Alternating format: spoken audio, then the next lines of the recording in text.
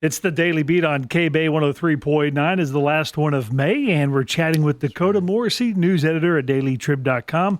Howdy, Dakota. Hey, Ben. We got some crazy weather. We do. We'll be talking about some crazy weather that happened this week. It's been a rainy May. This is our rainy season, and severe weather to be expected here in Texas, but it seems like it's been extra crazy. We'll talk about that here in just a bit. But first off, there was a recent conviction of a Granite Shoals pastor, Dakota. So what's the story behind this? Well, I just thought it was important to touch on kind of the conclusion of a fairly big case. We had a Granite Shoals pastor from Joseph's Food Pantry in Granite Shoals, Roy Guerrero, who was convicted on one count of aggravated sexual assault of a child. What made this significant is it's from 1996, and the victim came forward saying this happened multiple times. And after they came forward, we actually had even more victims come forward and say that similar things happened to them. And so after about 2 years of being in the court, he was officially convicted last week and will be serving about 29 years in prison. He's 70 years old, so it's effectively a life sentence. Okay, you can read more about this case at dailytrib.com. And if you haven't subscribed, go to dailytrib.com/subscribe. All right, Dakota, so the Llano County Library System saga continues. Now, it's coming back to the county. Is that what I understand? Yes. I mean, this too, a long, ongoing story. Just the brief highlights.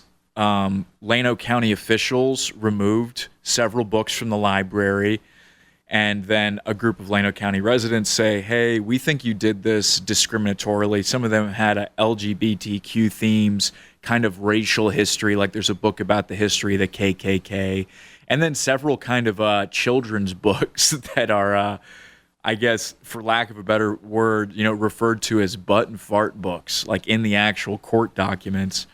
So those books get taken out. The court judge orders them to be put back. Then the Llano County legal team says, hey, we want to appeal that. Another court, a higher court, says, hey, still got to put the books back. That gets appealed again, and then a full panel of judges from the Fifth Circuit Court of Appeals, which oversees Texas, Mississippi, and Louisiana, says, actually, we're going to overturn that previous decision, and the county does have a right to remove books from the library that they don't want in there.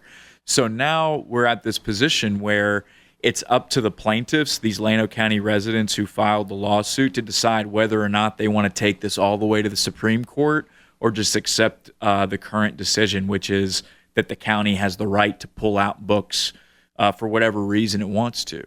What's the timeline on their decision as far as if they want to go forward or not? Yeah, there is a timeline, and they have until late August, 90 days from the decision. So we're still pretty early on in that, and we just aren't sure yet what the plaintiffs are going to decide to do. All right, so that's more Llano County Library System news, dailytrib.com. All right, Dakota, so we had Memorial Day this past week where we honored those who died fighting for our country, and there was a parade at the Burnett County Courthouse, and as part of the VFW and the Burnett Rotary Club. And there was some rain that came through on Monday morning, and so originally they were going to cancel the parade, but apparently the parade went on. Well, the parade was canceled last minute, like the morning of Memorial Day. There was a lot of work going into this, a lot of build up to it.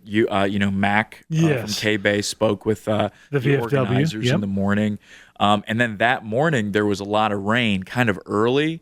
And so they preemptively called the whole thing off, the parade, the ceremony. But some Burnett County officials got together and they held an impromptu ceremony anyways.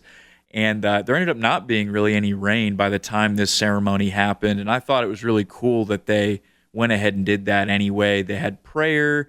They heard from a Gold Star father, someone who had lost their son in the military. They sang, God Bless America. And they did get out there and, honor the fallen that day. And I thought it was worth mentioning that just because the rain came through and the parade was canceled, they still did come together and have a nice ceremony. All right, and speaking of weather, a doozy of a storm came through Thursday night, and it is Texas, so severe weather, in May. It always happens, and it happened again. It was Granite Shoals and west of Kingsland really got hammered by hail, and it was a quick moving storm, but it really did some damage, high winds, hail, and lots of power outages. Yeah, it was insane from what I understand because I never experienced it. I was in Marble Falls before the storm hit, and then the storm must have passed by the time I drove home to Llano, but 10 power poles were downed outside Granite Shoals. I saw a trampoline was impaled that was on insane. a power I saw line. That. Yeah, like whole trees were stripped. You don't see that every day. No, I mean, maybe never. Maybe that's the only day we'll see that. Trees were stripped of their leaves. Hail of all sizes just kind of scattered across the ground. David was saying that all this happened like within 15 minutes at his house where they lost power, 2 inches of rain dumped, and hail just, covered the scene. So, like you said, Texas weather, man, it's something. Those straight line winds can do a lot of damage just as much as a weak tornado. So you get these straight line winds, usually, 70, 80 miles per hour, and they can do some damage in these severe storms. Yeah, I actually tried to look up, hey, did any wind gauges? And usually the airports are what measure that. And our airports didn't measure wind any higher than 26 miles an hour. But that can't be possible with some of the damage we saw. So Fire Chief Tim Campbell said he thought it was maybe up to 70 in short bursts out in Granite Shoals. All right, so the cleanup continues with the severe weather, and we're still in spring, so we could still have a possibility of have more storms. All right, Dakota, so we can read all about all these stories at dailytrib.com. If you want to subscribe, dailytrib.com/subscribe. All right, Dakota, we'll talk to you in June. Yeah, thanks, Ben. All right, it's the Daily Beat on K-Bay 103.9.